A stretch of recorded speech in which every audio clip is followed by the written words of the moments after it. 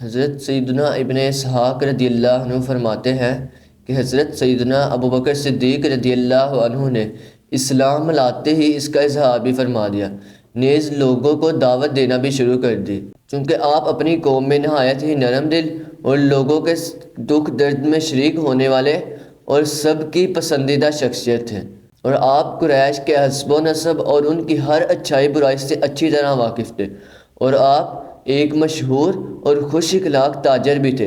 कुरैश के तमाम छोटे बड़े लोग आपसे तजारती खूबियों के बारे पूछते, नेज़ आपकी पाकीज़ा सोहबत के सबब आपकी खिदमत में हासिल होते और आपकी सोहबत से फैज़याब होते, तो आप इन पर इनफरादी कोशिश करते, इस्लाम की खूबियाँ बयान करते और इस्लाम की दावत देते। इस तरह आपने अपने पास आने वालों में से कई मोतमिद हज़रात पर इनफरादी कोशिश करके उन्हें भी इस्लाम में दाखिल कर लिया।